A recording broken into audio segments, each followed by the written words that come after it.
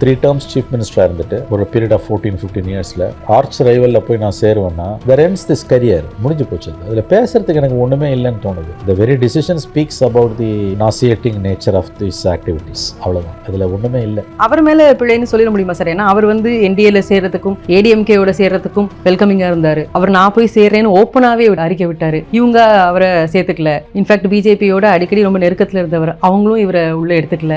அப்போ எல்லா பக்கமும் அவர் இஷ்டப்பட்டு இருந்தாலும் கூட இவரை சேர்த்துக்கலன்னு தானே சொல்லணும். அப்போ அதுக்கு என்ன சார் காரணம்? அவர் தான் காரணம். இப்படிப்பட்ட கேரக்டர் இருக்கவங்கள யாரும் சேர்த்துக்க மாட்டாங்க. தன்னை நம்பும் மனிதனைத்தான் உலகம் நம்பும். 3 term சீஃப் மினிஸ்டர்னா யூ ஹேவ் அ ஸ்டேச்சர். அந்த ஸ்டேச்சருக்கு அவர் பொருத்தம் இல்லாதவர்ன்றது இன்றைக்கி அவர் திமுகவில் சேர போகிறான்றதுக்கு சரியான சாட்சியாக இருக்குது. when you reach the pinnacle, மேலே போயிடுச்சுன்னா அதுக்கு பிறகு இறங்கி வர முடியாது. சீஃப் மினிஸ்டர் போஸ்ட்ன்றது, பிரைம் மினிஸ்டர் போஸ்ட்ன்றது, ஜனாதிபதி, கவர்னர்லாம் ஒரு போஸ்ட். அதெல்லாம் ஒரு டாப் போஸ்ட், கான்ஸ்டியூஷனல் போஸ்டிங். அது deputy chief minister is not a constitutional posting. Chief minister is a constitutional posting. 3 term, ஒரு தடவை 2 தடவை இல்லை, 3 term. 2 தடவை ஜெயலலிதாவுடைய நம்பிக்கைக்கு பாத்திரமாகி வந்தது. 3வது தடவை ஜெயலலிதா செத்தோன்னா வந்தது.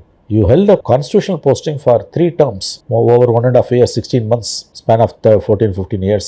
இன்னைக்கு உங்களுக்கு ஆப்ஷன் இல்லைன்னா ரிட்டையர்ட் ஃப்ரம் பாலிடிக்ஸ். ஆர்ச் ரைவலோட போய் எப்படி சார்? அங்கே என்ன ஸ்டேச்சர் இவருக்கு? நான் கேட்குறேன். திமுக உள்ள போன பிறகு இவர் என்னன்னு கூப்பிடுவாங்க? முன்னாள் முதலமைச்சர்லாம் திமுக உள்ள அவ்வளோ சீக்கிரம் கூப்பிட முடியாது. DMK won't allow it. அங்கே முதலமைச்சர், முன்னாள் முதலமைச்சர் எல்லாம் ஒரே ஒருத்தர் தான். கலைஞர் இருந்த வரைக்கும் கலைஞர், இன்னைக்கு ஸ்டாலின். ஒருவேளை திமுக இந்த எலெக்ஷனில் தோத்துருச்சுன்னா இவர் திமுகவில் போன பிறகு முன்னாள் முதலமைச்சர் ஸ்டாலின், முன்னாள் முதலமைச்சர் ஓபிஎஸ்னு 2 பேரையும் சொல்கிறது திமுக சிஸ்டம் அலோவ் பண்ணுமா? அதெல்லாம் ரொம்ப கேர்ஃபுல்லாக இருப்பாங்க அவங்க. தாவேக்கால எப்படி செங்கோட்டையன் அவர்கள் பாக்கெட்டில் அம்மாவோட படத்தை வச்சுட்டு இருக்காரோ அந்த மாதிரி டிஎம்கேல இவர் பண்ண முடியாது. ஏன்னா அம்மாவுக்கு ரொம்ப லாயலாக இருந்தவர். இன்ஃபேக்ட் திரு ஐயப்பன் அவர்கள் சட்டசபையில் பேசினப்போ எம்ஜிஆர் அண்ட் அம்மாவினுடைய ஆசையோட ஸ்டாலின் ஜெயிப்பார்லாம் அவர் சொன்னார். அதாவது மக்கள் முட்டாளுங்க இவங்கெல்லாம் நினச்சிட்டு இருக்காங்க. பட் அதுக்காக ஜெயலலிதாவும் எம்ஜிஆரும் ஜெயலலிதாவும் ஆசீர்வாதத்தில் ஸ்டாலின் ஜெயிப்பாருன்னா சராசரி அதிமுக தொண்டை அதை அவனோட ரியாக்ஷனை பற்றி நான் வார்த்தைகளால் சொல்ல விரும்பலை. அது ரொம்ப அவலமாக இருக்கும். இவங்க எந்த அளவுக்கு கீழே இறங்கி போவாங்கன்றதுக்கு இதெல்லாம் உதாரணம். தட் எம்எல்ஏ வச்சுங்க, is nobody. This man is a 3 term chief minister. இவருக்கு அங்கே என்ன மரியாதை இருக்கும்?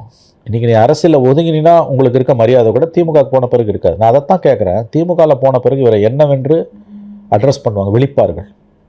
ஆனால் இன்னும் நான் சேர்ந்துட்டேன் அப்படிங்கிறத அவர் சொல்லலை. பட் அதுக்கு பிறகு அவர் சேர்ந்தா என்ன, சேராட்டி என்ன? திரு பண்டூட்டி ராமச்சந்திரன் அவர்கள் தனியாக கட்சி தொடங்கி அப்போ அதில் அவர் சொல்கிறாரு ஓபிஎஸ்சினுடைய சாப்டர் க்ளோஸ்னு. மேபி அதுக்கப்புறமாக இவர் எடுத்து முடிவார். அது எல்லாருக்கும் தெரியுங்க. பண்டூட்டி சொல்கிறதுன்னு அவசியம் கூட இல்லை. எவ்வளோ தூரம் கீழே போக முடியுன்றதுக்கு ஓபிஎஸ் ஒரு உதாரணம். கற்பனை பண்ண முடியாத அளவுக்கு ஒரு கீழே போயிருக்கார். மற்றவங்க போகலாங்க டிஎம்கே. நீங்கள் எப்படி போவீங்க? ஒரு 3 term சீஃப் மினிஸ்டரையா எப்படி போக முடியும்? இந்த எண்ணம் உனக்கு எப்படி வருதுன்ற மனசில் அந்த புத்தி எப்படி வருது?